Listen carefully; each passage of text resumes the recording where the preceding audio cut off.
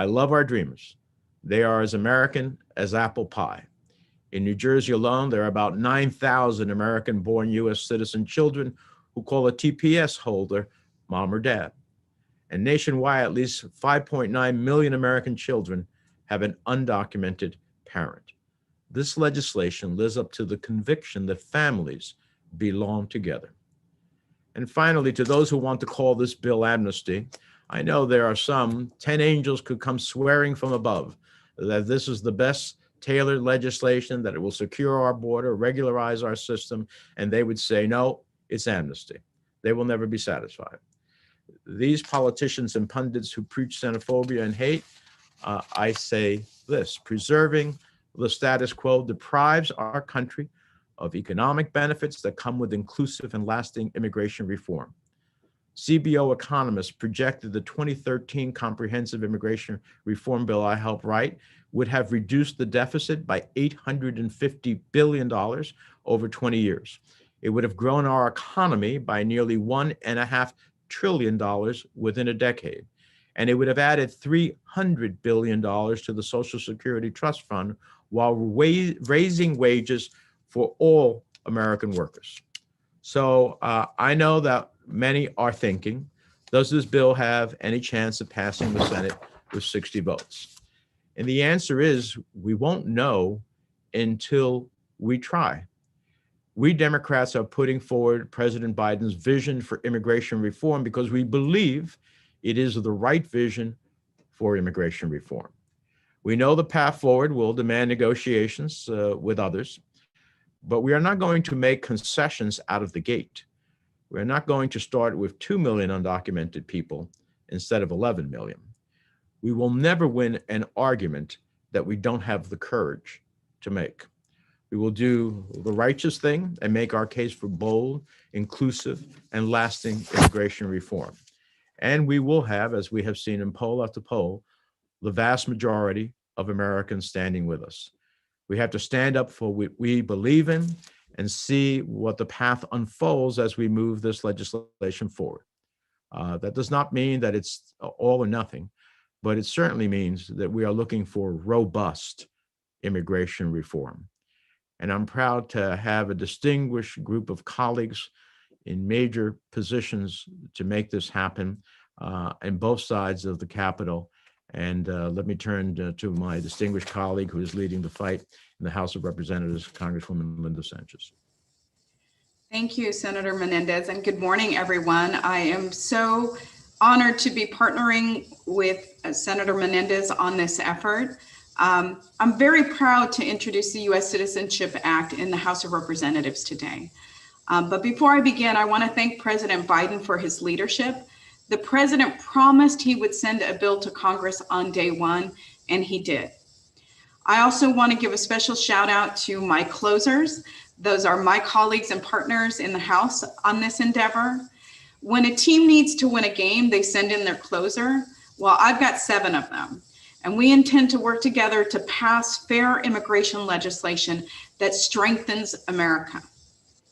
Today, we are turning the page. We are writing the next chapter in our shared story. For many of us here today, immigration reform is intensely personal. I am the daughter of immigrant parents from Mexico. They came to this country and they worked hard and they sacrificed every day to provide for me and my brothers and sisters. My father, Ignacio, was an industrial mechanic, and my mother, Maria, became an elementary school teacher. But before that, she raised a family and helped supplement my dad's income by selling Avon and even cleaning houses to make ends meet. My parents didn't know that they would someday send not just 1, but 2 daughters to the United States Congress, but they put it all on the line just to build a better life for their family. And their story is like the story of so many others. That is why I've dedicated my career to building an immigration system that lets people live without fear, a system that gives anyone willing to work hard and contribute to our nation the opportunity to build a better life for themselves and for their family. Only in America can we see the son and the daughter of immigrant parents join together in the United States Capitol to announce a bold vision to bring our outdated, broken down immigration system in line with the values that make this country great. These are the very same values that brought our parents here. I am very proud to play a role in the effort to finally deliver on immigration reform. For the past 2 years, I've served as the chair of the Immigration Task Force for the Congressional Hispanic Caucus, and together we developed a framework that informs the plan that we are unveiling today. One that preserves our values, that strengthens our economy, and provides fair protections for immigrants and communities. Most importantly, it does right by all of those who are proud to call this country their home. In the last Congress, the House was able to advance solutions for dreamers, farm workers, and more. In this Congress, I believe that the House and the Senate can deliver legislation to the president's desk. Today, we have an administration and a president that understands that the success of our country is interwoven and linked to the success of our immigrant communities. And it is time that we finally put in place an immigration system that's based on that reality. Immigrants are good for our communities, for our economy, and for our country. First and foremost, this immigration reform legislation provides hardworking people and families who have lived here for years, in some cases for decades, an opportunity for them to earn their citizenship. When families are strong, America is stronger. We must reunite and keep families together. The U.S. Citizenship Act will help grow our economy. Fixing our broken immigration system will increase worker productivity, create more jobs, improve the wages of all workers, and reduce our deficit. And if you don't believe me, just ask any economist. The bill will modernize our border region and our ports of entry. The U.S. Citizenship Act will reset U.S. border policy to focus on smarter solutions and responsible, effective border management. Our border policy is broken, period. But this bill employs a multi-pronged approach that will manage the border, address the root causes of migration, crack down on bad actors, and create safe and legal channels for those who are seeking protection. It's smart, it's focused, and it's responsible, and it's long overdue. So why now? How will we get this done? Our country seems more divided than ever, and sometimes it seems that cynicism can defeat us before we even try. I get it, I really do.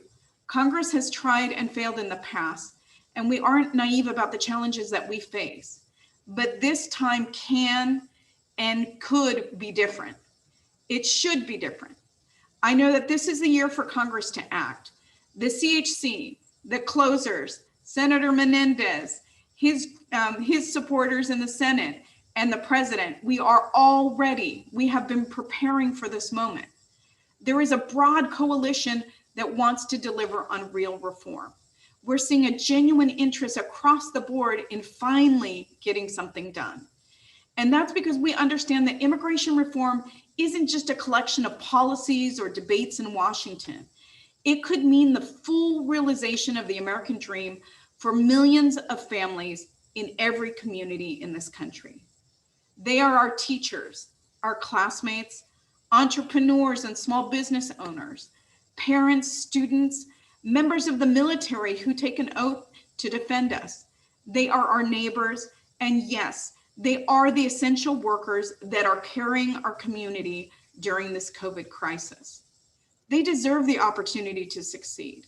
They deserve permanent relief, and they deserve the opportunity to fully contribute to the place that they already love and call home. This time, we are going to get it done. The next chapter of our shared story is really just beginning.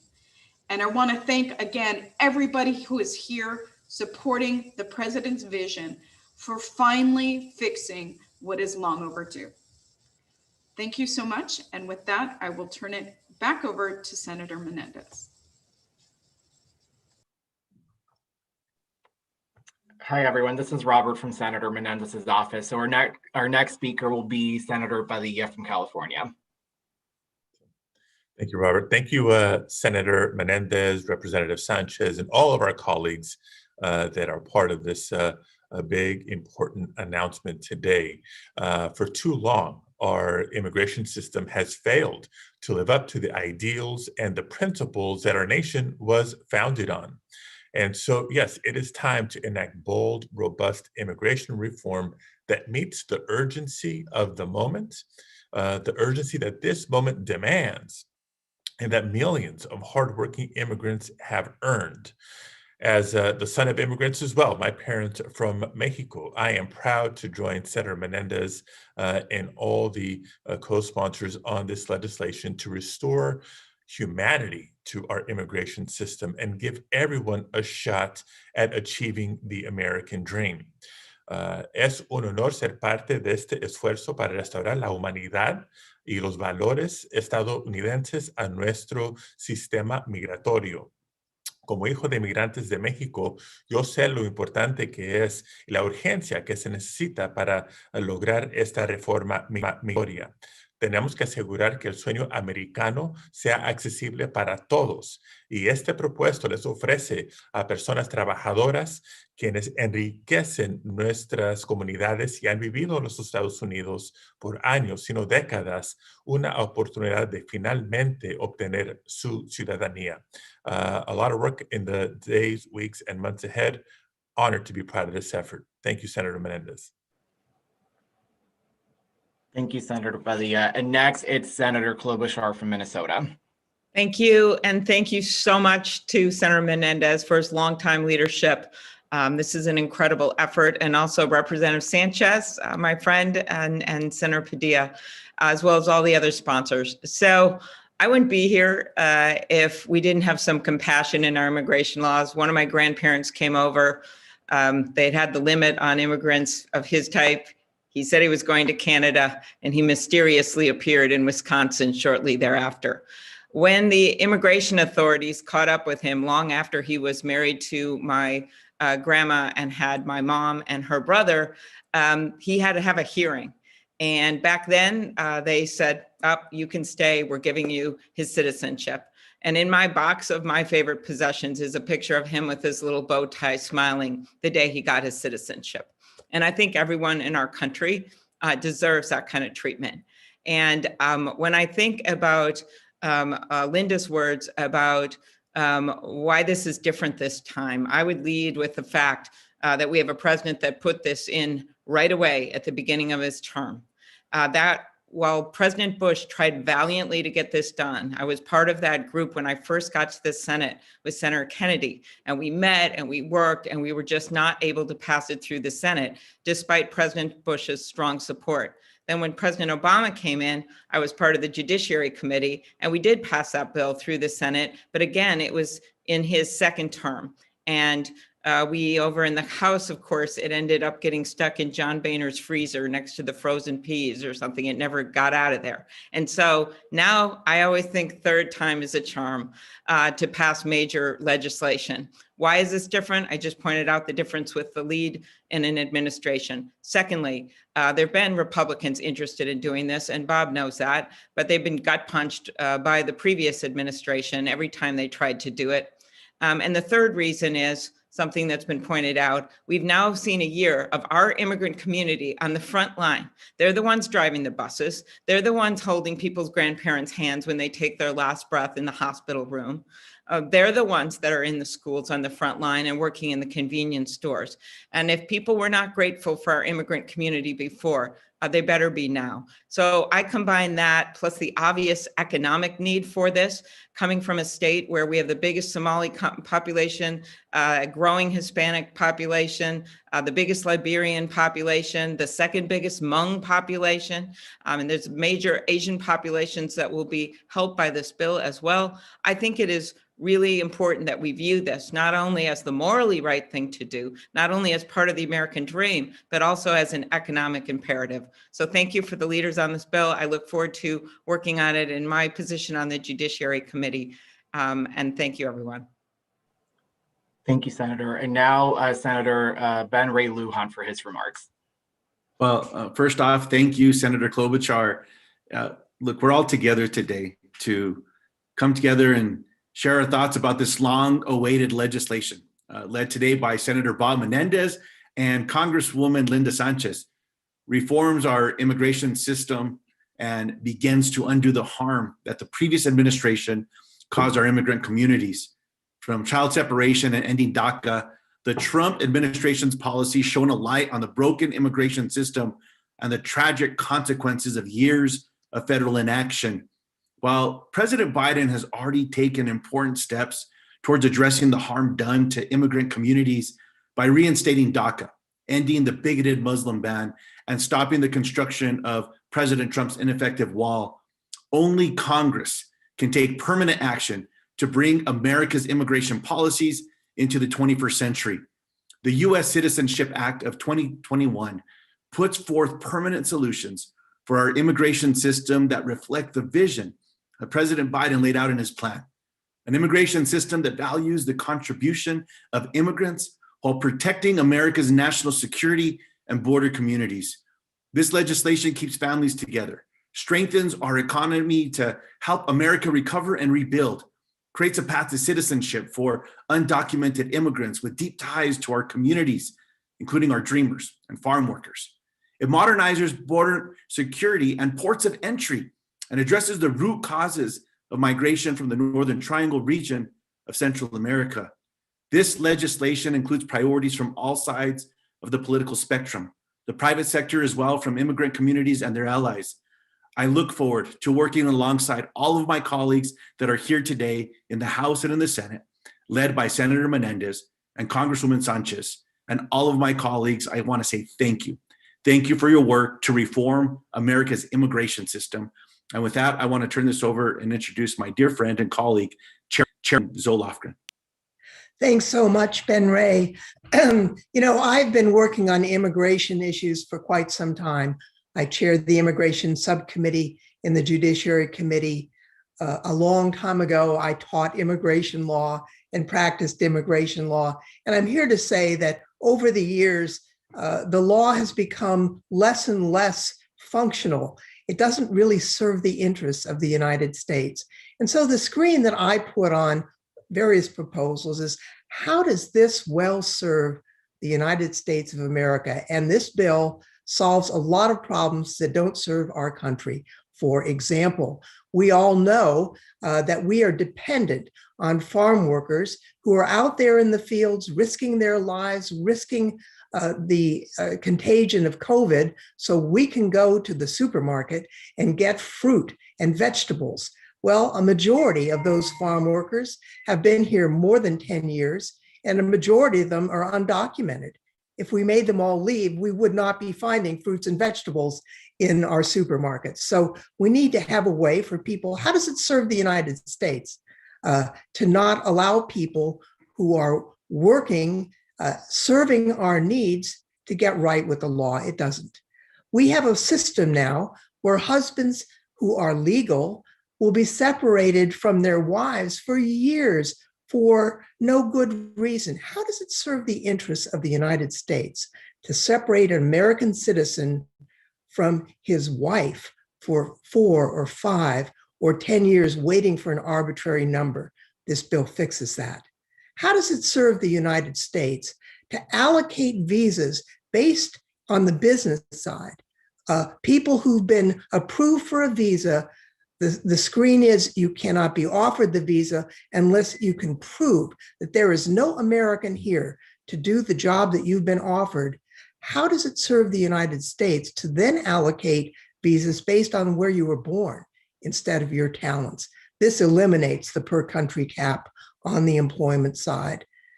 I have been working on so many of these items. This bill has many good ideas lifted from other members of Congress and senators who've toiled through the years to improve our legal immigration system.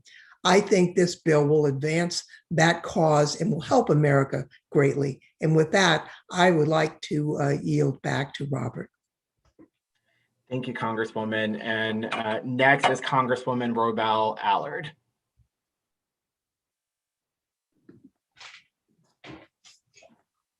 First of all, I just want to say thank you, President Biden, for making immigration reform a top priority.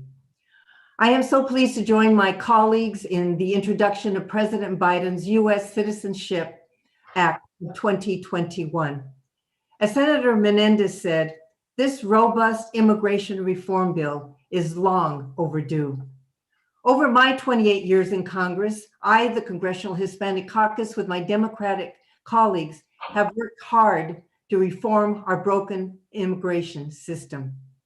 This bill will help ensure immigrants like those in my district, who strengthen our economy and add so much value to our communities, are treated with dignity and justice.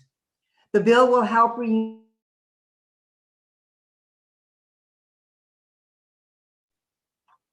Congresswoman, you unite are frozen. families to our nation, including those serving in our armed forces and those who are the essential workers on the front lines battling the COVID-19 pandemic. The legislation builds on the principles of the Dream and Promise Act, which I and Congresswomen Nydia Velázquez and Yvette Clark are the original co-sponsors. With the largest number of DACA recipients in my district, I'm pleased the bill improves on the DREAM Act by expediting a pathway to citizenship for all DACA eligible youth, as well as TPS and DED recipients. I look forward to working with my colleagues and the Biden administration to pass the U.S. Citizenship Act of 2021 into law. Unas pocas palabras en español. Es un placer poder presentar esta reforma migratoria que ayudará a garantizar que inmigrantes, como muchos de mi distrito, sean tratados con dignidad y justicia. It is now my pleasure to turn it over to a great leader.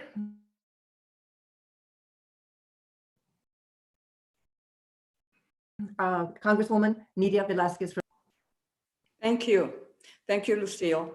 And thank you, Senator Menendez, Congresswoman Sanchez, and all my colleagues who have played such a big role in bringing this legislation to fruition. We are here today because America is a nation of immigrants.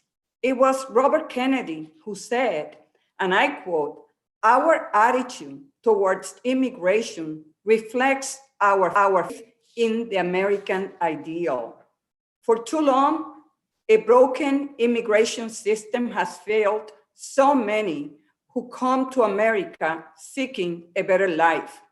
And over the last 4 years, xenophobia and hatred coming from the highest office in our land led to cruel policies like tearing children apart from their parents at the border.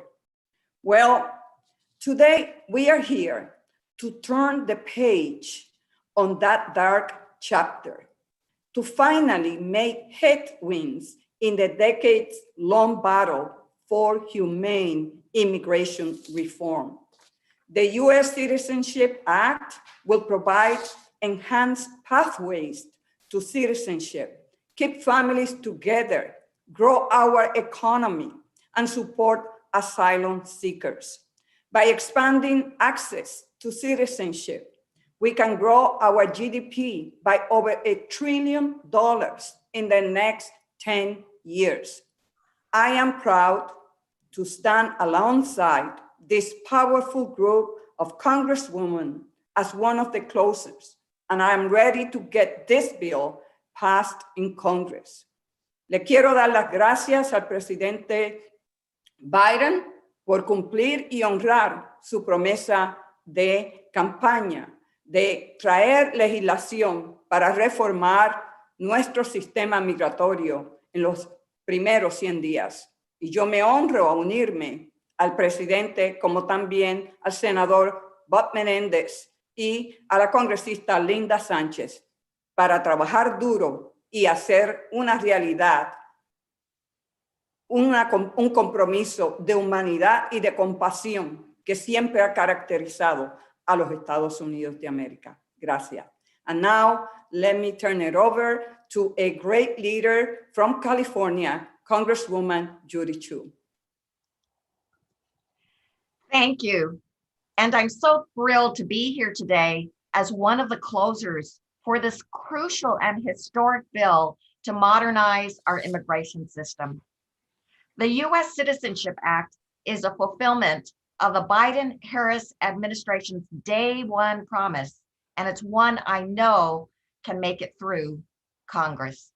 It also includes a number of bills that I have authored, like the No Ban Act, which would prevent future administrations from banning groups of people based on religion ever again through executive orders like the Muslim travel ban. The package puts families first by including provisions from my bill, the Reuniting Families Act. You see, there are currently over 4 million people in the family immigration backlog waiting to reunite with loved ones, 40% of whom are Asian American and Pacific Islander. This bill helps by reducing visa backlogs and expanding the definition of family to include more members. Finally, by including the POWER Act, which I introduced, this bill will protect immigrant workers, including the significant numbers in frontline jobs fighting the COVID-19 pandemic by protecting immigrants who report unfair labor practices from deportation. By putting families and workers first, we will ensure a strong economy. I look forward to working with my fellow closers here today to move this legislation in the House. And now I turn the podium back to Robert Julian. Thank you, Congresswoman. And now the CHC Chairman, Raul Ruiz, will deliver his remarks. Thank you, Senator Menendez and Congresswoman Linda Sanchez, for your leadership. I want to thank President Biden for keeping his promise and making immigration reform a priority. For far too long, our country has suffered from a broken immigration system. It is past time that we fix it. As chair of the Congressional Hispanic Caucus and on behalf of all 38 members, CHC is committed to passing immigration reform that will provide many essential workers and tax-paying immigrants an earned pathway to citizenship and allows them to fully contribute to our society, generating economic growth and productivity and keeping programs like Medicare and Social Security solvent.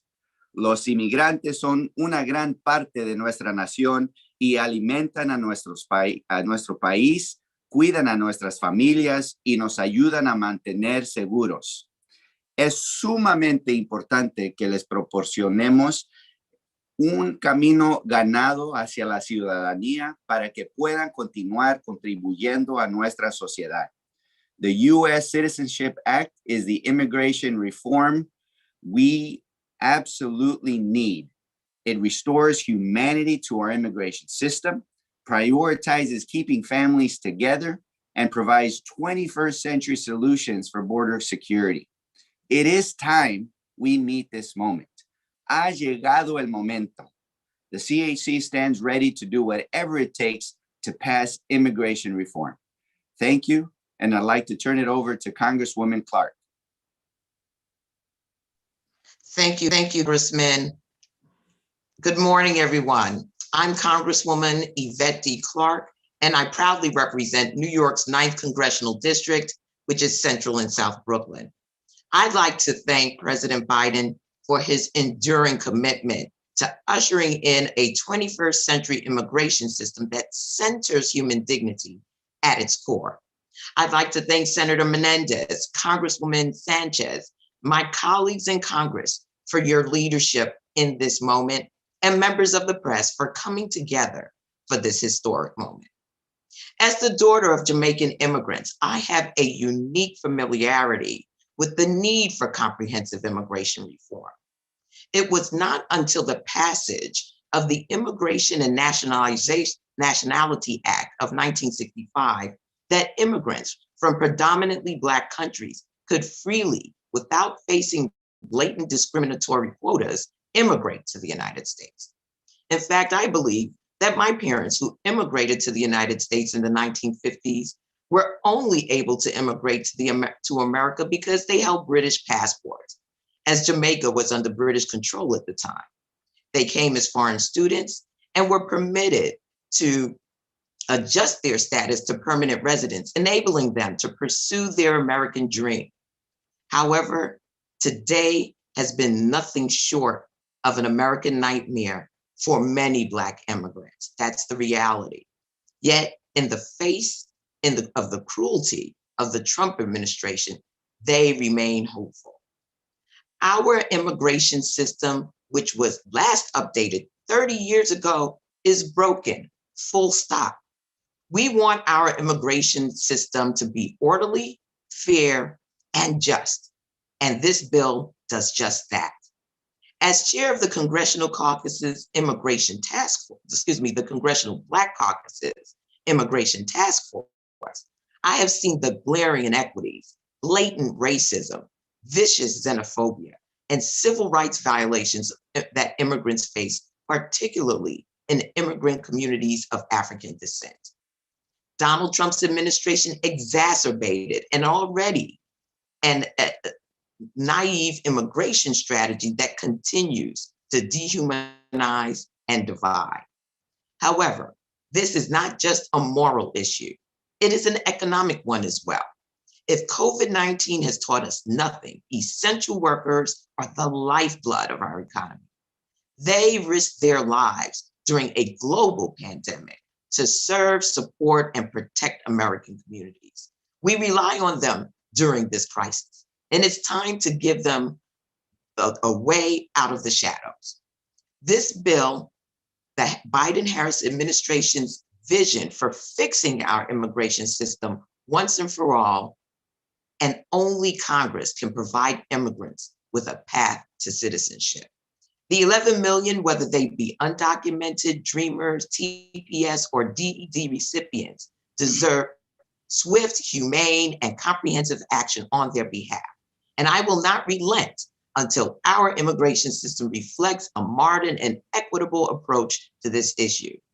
In the immortal words of my dear friend and colleague, the late, great John Lewis, if not us, then who? If not now, then when? I'm proud to co-lead as a closer this momentous legislation. Together, we will build this great nation, and together, we will heal this great nation. And having said that, I'm going to now turn the podium over to the immediate past chair of the Congressional Black Caucus, former Speaker of the Assembly in the great state of California, the Honorable Karen Bass. Good morning, everyone, and thank you, Representative Clark. I am very proud to be here today and to call myself one of the closers. We are going to get this bill on the president's desk, and what a difference an election makes. After enduring 5 years of daily attacks against immigrants, we are putting forward the U.S. Citizenship Act. Over the last 4 years, we all witnessed horrific immigration policies, from the state-sanctioned, state-sponsored child abuse of family separation, leaving kids in cages and parents deported without any way of reuniting with their children. And I have believed that we don't know where many of these children are to this day. To refugees from as far away as Cameroon and countries in Western Africa who are forced to languish in Mexico because the United States government brazenly violated international asylum laws. In the House, I chair the subcommittee on Africa. And because of the conflicts in Cameroon, Cameroonians fly to Ecuador. And from Ecuador, South America, they walk to the border of the United States. In November of 2019, I led a delegation to the border and chaired a congressional field hearing to examine the treatment of African migrants. In a word, it was humane. I heard from people, again, who had walked hundreds of miles to escape oppression, only to languish in a country where they didn't speak the language, either Spanish or English, trying to come across, and we refused to abide by international asylum laws.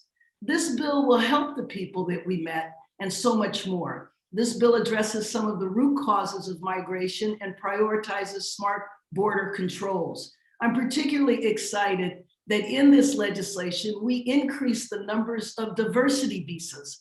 Diversity visas, which were started many years ago, primarily for European immigrants, now is the primary way that immigrants from Africa are able to come to the United States. So I hope that my colleagues in the House and in the Senate join in co-sponsoring and voting for this bill. And finally, we restore our reputation around the world, because it has been an embarrassment the way we have treated people, what the message that has sent to people around the world. Thank you very much, and I am honored to be a part of the closers. I want to thank President Biden. I want to thank Senator Menendez and Representative Sanchez for your leadership. We got to get this done. Thank you so much, Congresswoman. This is Robert from Senator Menendez's office. So a couple of ground rules for the Q&A section. If you can please write your questions in the chat function. I will be trying to do my best to include both English and Spanish questions. So we're showing some love to both English and Spanish press. So if you have questions you would like asked, please start typing them in the chat function, and I will get us started with the first question. So the first question is will be in Spanish, and it's asking, hemos visto mucha división, a pesar de esto, ¿ha recibido el apoyo de algún republicano? ¿Y cómo piensan poder ganarse ese apoyo de sus colegas republicanos? Senador Menéndez o congresista Sánchez. Bueno, déjame empezar. Gracias por la pregunta. Primero de todo, hemos tenido conversaciones con colegas republicanos. Varios de ellos tienen intereses de elementos de la ley, y parte de la negociación va a ser, bueno, si por ejemplo, si estás interesado en los obreros agrícolas, tienes que agregar su voto para otros que también queremos legalizar. Si tienes el interés de la alta tecnología y las visas para eso, pues bien, pero tienes que poner tu voto para otros elementos. Así que estamos en conversaciones. Eso es lo mismo que el 2013, cuando yo fui parte del grupo de 8 y empezamos con muy pocos republicanos, pero finalizamos con 68 votos en el Senado.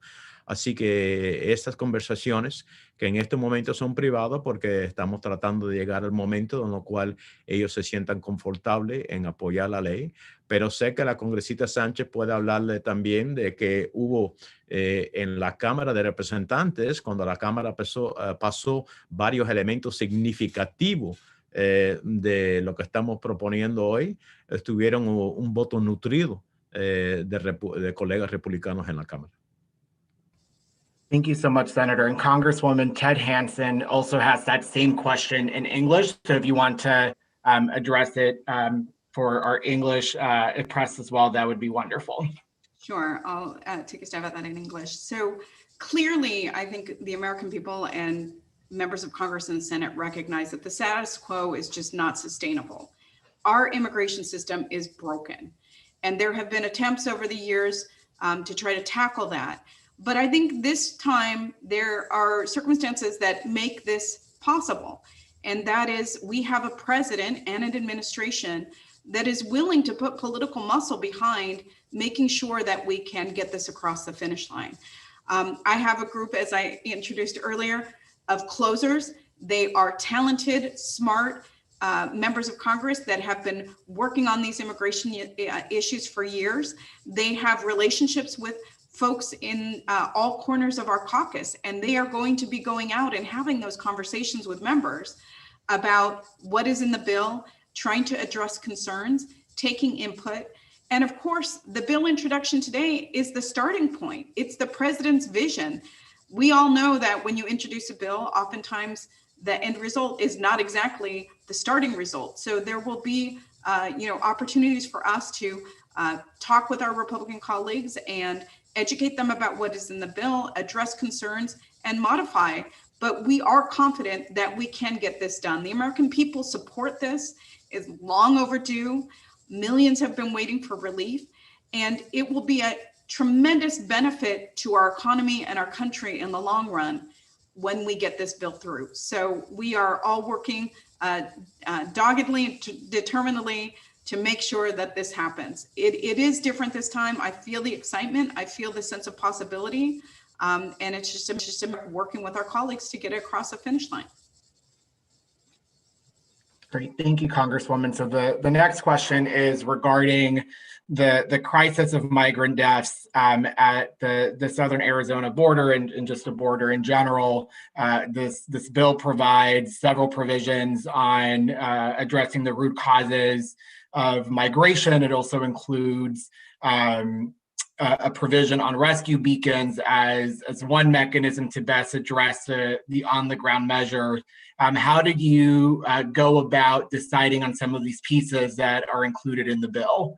If either one of you would like to take a stab at answering that question. Well, I would just say that this is a very common sense vision that the president has for how we improve our broken immigration system. And he identifies certain, certain concerns that need to be addressed, that our humanity compels us to address. Obviously, the deaths at the border, the rescue beacons are an important part of that, but so is, professional training for CBP and having, medical training, having humanitarian standards for those that are detained, particularly for children and vulnerable populations.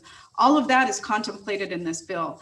But I think what's most exciting about this bill is that it seeks to really get at the root causes that forces people to migrate north, forces people to flee and come north. And it's a comprehensive 4-year plan that the president envisions, interagency, working with the international community and working with the private sector to try to reduce violence and corruption and poverty in Central American countries. So I'm very excited about this bill, and I think many of the provisions speak to issues that have that we have seen that cannot go unaddressed. So very excited about, again, the broad scope of this bill and what it can achieve.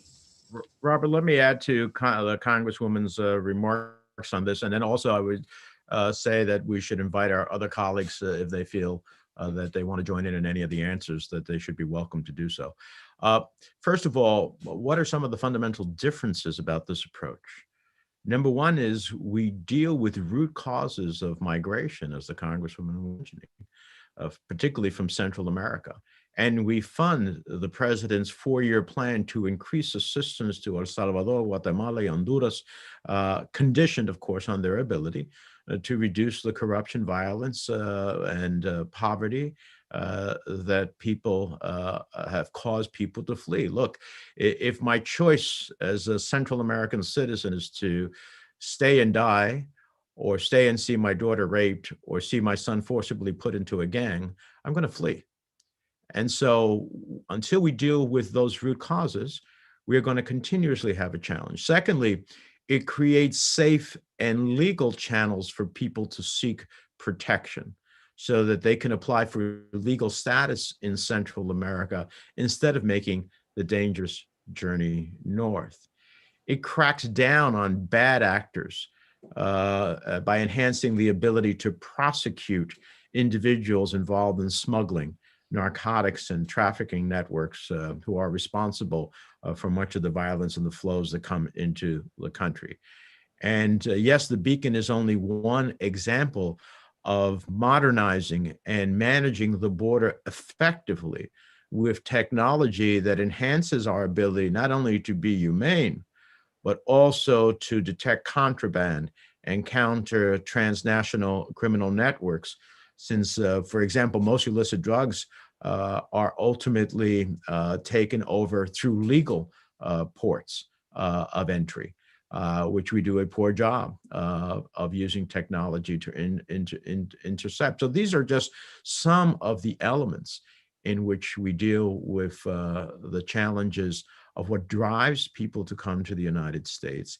How do we legalize the process in a way that, regularize, I should say, the process in a way that makes far more sense, is far more humane, that causes less challenges at the border, and also deals with some of the border issues that are increasingly important. Bob, if I could just add, I was going to say everything you just said, but I wanted to add that when you look at the 4 years of the Trump administration, it was just a recipe for not being able to have a cogent foreign policy with these countries, with El Salvador and Guatemala and Honduras, because I remember when President Trump said, I'm cutting off all aid, and then his people like, no, that's not what's going to work.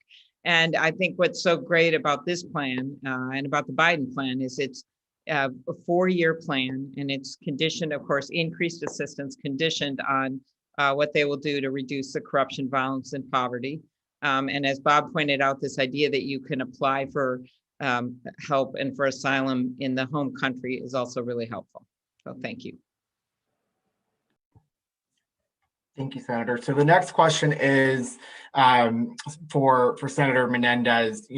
There's a lot of questions about the support that this will get from Republicans. Are there any Republicans that you have spoken with so far? What are their overall reactions?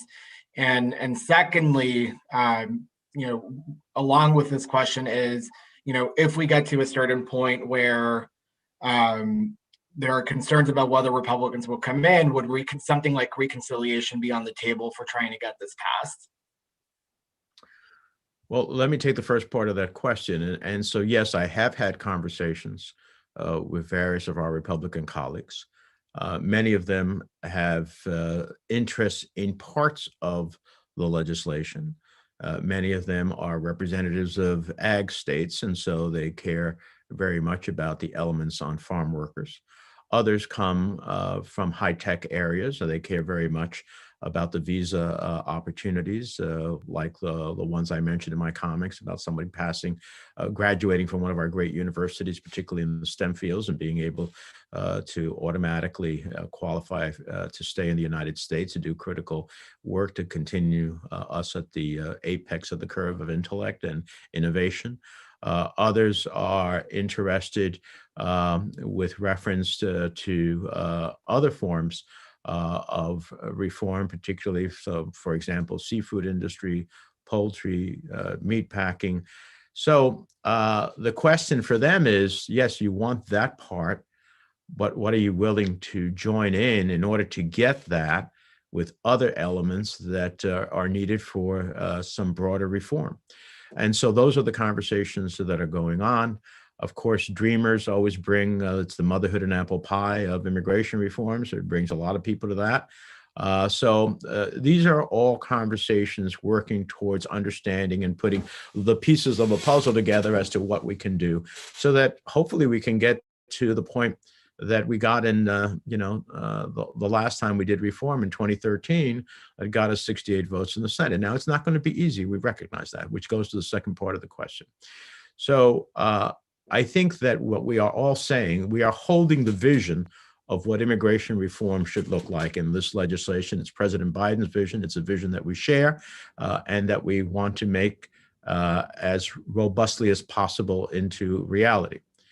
But what we are looking for is robust reform at the end of the day. We want to make sure that we maximize the ability of finding pathways for people to make themselves right with the law, to go through a criminal background check, to pay their taxes, to do what is necessary to earn their way towards the possibility of permanent residency, and then later on towards citizenship. So if there are moving vehicles where parts of this can happen, I think all of us would certainly say we want to see, us attach significant elements to a moving vehicle that can make it happen. If we can get certain elements of this standing up and passed individually, both in the House and the Senate, that's great. If there are challenges to other parts of this overall vision that can be done possibly through the second reconciliation, it's something that many of us have already raised. And while it would be a question of first impression, in terms of reconciliation. I think there may be strong arguments to make that obviously has very significant budget effects. So we are not foreclosing, and I'll let Congresswoman Sanchez, who's leading this in the House with her colleagues, speak to their process, but we are not foreclosing any pathway into which we can achieve robust immigration reform. I guess I would just add really briefly that we are pursuing a all of the above strategy, if you will. All options are on the table, and we hope to pass robust immigration reform, but there are other great immigration bills that we also will be taking up and hopefully passing as well. So we think that there is increased ability to get real reform done, the more vehicles that we pass and move forward. So we are, pursuing robust immigration reform and including everything, all pieces, everything together. So, but our focus is most definitely on the U.S. Citizenship Act moving forward today. Also, Senator Durbin is now chairing the Judiciary Committee, and so it will be a lot easier to get hearings. And as you know, he's been a longtime advocate for immigration reform, and Senator Grassley supported the last bill that we've been talking about. And I'm not naive about our issues with some of the Republicans on the Judiciary Committee. We've got quite a group on there, but at the same time, we do have some people on there who have supported portions of this in the past. And one more caveat to Senator Klobuchar, Senator Padilla is the chair of the Immigration Subcommittee. That is exactly right. Thank you, Bob. And we're proud to have him as a new member. So I think we have time for just one more question, and ideally if we can get parts of this answered in both English and Spanish. So the question is, are you willing to include border security enhancements or other Republican demands into this legislation? What would be off the table or unacceptable? Ideally, if we can provide a response in both English and Spanish, that would be greatly helpful for our friends in the Spanish press corps. I'll attempt in English if Bob will follow in Spanish. So this bill does contemplate investments at all of our ports of entry because contraband and smuggling occurs not just along the southern border, but we need smarter processes, more effective technology, for making sure that we are keeping things out of the country that we do not want in the country. There are new provisions to crack down on smuggling networks and contraband, but there is contemplated within this bill a number of things that will help us manage our southern border, but all of our ports of entry.